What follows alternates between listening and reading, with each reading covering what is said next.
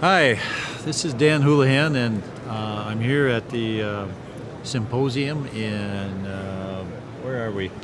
Raleigh. Raleigh, North Carolina. They all look alike after a while. And I have the honor and pleasure today of interviewing Mr. Art Cohen from EMC Systems. And Arthur is, I don't know, CEO, president, owner, founder, all the above. Founder, okay, he likes founder. We'll go with founder. And we're here today to ask Art a few questions and just let him ramble a little bit. So, Art, the first question is the name of your company, EMC Systems. How did you come up with that? Okay, AH came about because of fear. At the time, which I'll go back in time, we had a large contract which we had to change the name of the company the contract was in, and we had to put it into the name of AH so the customer wouldn't be afraid. And how this came about was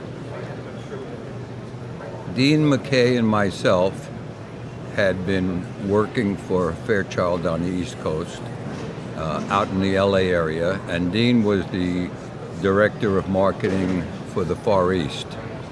And Dean wanted to set up a systems engineering company in LA to handle the Far East. Of course, Fairchild had other thoughts, and they felt that Dean and I would move back to Long Island in about 4 months. And we told them no, and they said yes. So within that 4-month period, knowing we were not going to go back to Long Island, we contacted a number of companies that we were already doing business with to continue doing business with our new company when we left Fairchild. We had somewhere between 8 and 10 companies that we had spoken to that, don't worry, we'll give you some business. Well, out of the 8 to 10 companies, we did get business from one out at Point Magoo. I think the total contract was about $800, and I think we spent $3,000 doing it. And the remainder of the companies we never heard from. Our motto at that time became, we will clean latrines and shovel snow if that will bring money in. And this is in California. Right. We then had to start a company, and we started with four partners. Dean, myself, Andy Hish, who was a forerunner in the EMC field, and the fourth individual who was a software programmer that we would require to do our software. And the four of us started the company with $4,000, $1,000 each. What year was this, Art? 1973, August, I think it was. 41 years ago. We didn't have any money. How many years ago? 41. Yeah, close. Good. I guess it is from 73 to 14. Last time. And here we are in August again. Yeah. Golly. So in any event, we had enough money to pay rent sometimes. And over the next few months, we got rid of the software guy who was not an asset to our company. He would come out to LA and it was nothing but problems, and after so many months we gave him his $1,000 back and said, you're out of the company. In the meantime, Singer Electronics, I don't know how many people here remember Jerry Rademacher, worked for Singer. They had received an RFQ from a large electric utility company to monitor a 2 million volt power line that they were building in Indiana, and Singer was going to handle the job. So Singer came to us, knowing that at that time we were pioneering in microprocessors, and tried to partner with us where we would use their equipment and have it microprocessor controlled. After a couple of meetings with them, we realized we couldn't possibly do it with their equipment. So we bid the job ourselves after telling them your equipment won't do it. You can't interface with the computer. And we wrote an RFQ where we would develop a microprocessor and build our own radio receiver to monitor AM, FM, TV, and just have a monitoring station under a 2 million volt test power line. We won the contract, but to tell you, 3 of us went back to New York City in April with summer California clothes on, and we get there and it starts to snow in New York, and we have summer clothes on. But we went there with 3 bids. Here was our basic bid. Here is a bid which was 5% higher, and here was a bid which was 10% higher. And after having a conference with the utility company the first day, we go back to the hotel and, okay, we're going to submit the highest bid. So we take the other 2, we tear them up, we put them in a wastebasket and burn them like we have to burn them, Yeah, in a hotel. like who cares? Yeah, who cares, right? In any event, we win the contract. So we do get a software company to partner with us, and we develop a microprocessor, which in those days was the Intel 8080, and you put it on the card and you built the card around it, and then build the radio and build the output, build the RAM, build the ROM, and so on. And during the course of developing this over the next month or 2, and the name of the contract, by the way, is in Andy Hish Associates. Oh. Now, why is it in Andy Hish Associates?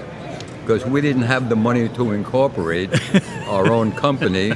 Andy had his own corporation, which was Andy Hish Associates, so we operated in his name. The software company that we partnered with finally goes belly up, and they call us. They're out of business. They don't have any more money. They're like us, no money.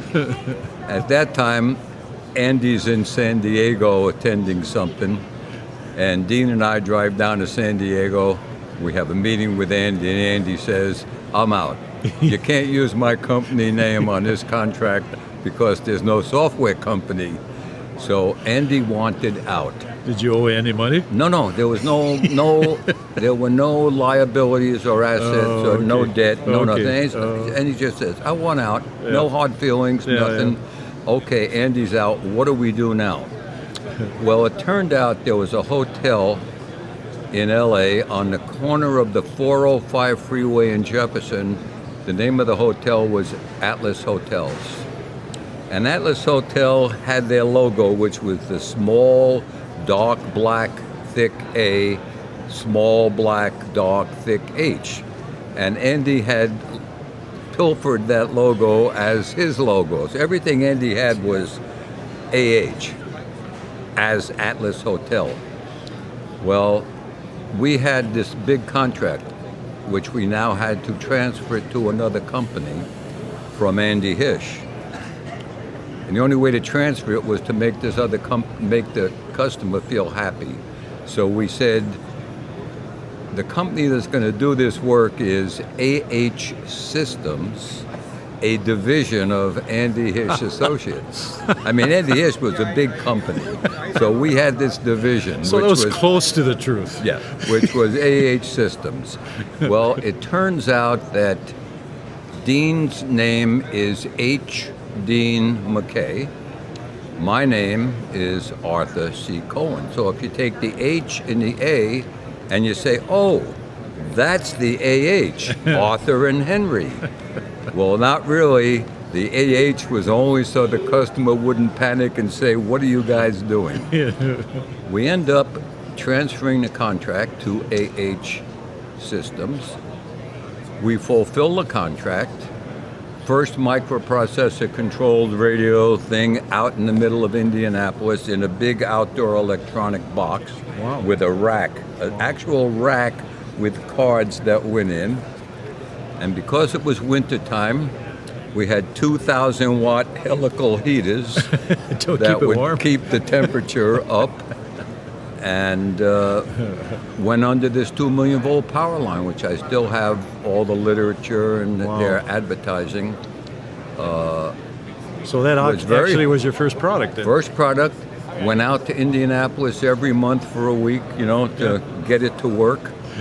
And one of the experience was walking under this 2 million volt power line. And if you had rubber-soled shoes and it had a crack in it, you start getting shocks. If you touched the next guy and he had leather soles and you had rubber, you raise your arm and the hair stands up on it. We took a fluorescent tube out there which was lit, and when we walked away from the line, 300 yards, that tube is still lit until we walked behind a chain link fence, and then the tube went out. Wow.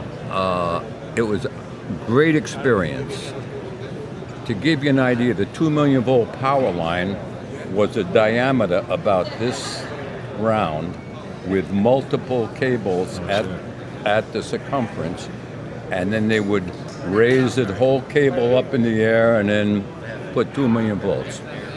The main purpose of the test was, in the country now, the high voltage lines are a series of, we started with 110, we went to 240, we went to 480, 5,000, 35,000. We're at 760,000 volts now. The next step was 2 million volts. And that was the reason for the whole test. Wow. It was successful. They were out there for a number of years monitoring it. And the purpose was to see what 2 million volts would do to farms, to cattle, pigs, whatever. Is the 2 million volt line going to have an effect that they didn't anticipate? So health fix. What does it do to the products in the ground? What does it do to the cattle? Oh, wow. To the best of my knowledge, we were only associated with them for a couple of years. Yeah. But to the best of my knowledge, there were no ill effects. Huh. But the 2 million volt line has not come to fruition. Nobody's ever used Now, it. Nobody's ever used Right. that 2 million. The $2 million line didn't come to fruition, Yeah. but I'm very happy to report AH Systems has. We're still here, fortunately. Went through the hard times. You seem to be- Everybody knows what hard times you have Yeah. when you start up a company. So I don't have to tell you any of the individuals. So but where were you at the 5-year anniversary? Because that's a big deal for small companies. Once you get to Okay. be 5 years old, what were you doing when your company was 5 years old? We had managed to build up a debt of $250,000 in 3 years. $250,000 was a lot of money. And we didn't owe a lot to anybody. It was just a lot of companies and people that were owed $5,000, $6,000, $3,000. You had a lot of accounts payable, is what you're saying. No computers. Everything was manual. Just turn those sheets over with all the names on them. So where was your accounts receivable? What? So, in any event, we split the company. The company started to split up in about '77. And because we didn't have money, and at that time we even took on another 2 partners because we owed them so much money we made them partners. So that was for the money we owed you. You're now a partner. Yeah, now you own a partnership in something that's not worth much. And we ended up where 3 of the partners of the 4 went out to work at other companies. They needed a salary. I stayed on and ran the company, not because of anything that I had that was good, bad, or indifferent. I just was like, I don't want to work for another company, and I'm really afraid to go out and work for another company. So I stayed. Well, your company today became- is known for antennas and things like that. Correct. So how'd you get into that? We started out, we had a top secret clearance. We were doing top secret work for a lot of companies, and that's who we thought we were going to continue doing work for, but that didn't happen. So we got into a lot of little things. One was writing books, because, definition of terms of EMI stuff, microprocessor, field surveys, and other books, Tempest, and so on. And then we had a requirement from Hewlett-Packard to develop a front-end system for their spectrum analyzer. So we developed filters, YIG filters, and we split up the spectrum so we would improve the system sensitivity of the EMI test. Well, our first system that we built was not human engineered. I mean, it got a big white box. Why is it white? Well, the space program, everything was white in the space program. So our box was white. And we had all the filters and all the switching and the attenuators and the amplifiers. And after we sold it to Hewlett-Packard, and then had other companies interested, and I might say we had two companies that were definitely interested. One was, after a while, one was General Dynamics and one was a company in India. It took us 4 years to get those two sales. But when they came in at $9,000 each, that kept the company open. We were ready to close the company and move into a garage, and we got those two orders after 4 years, and wow. What year was that? Almost 1980. Oh, okay. From 76 to 80 it took us to get those two contracts.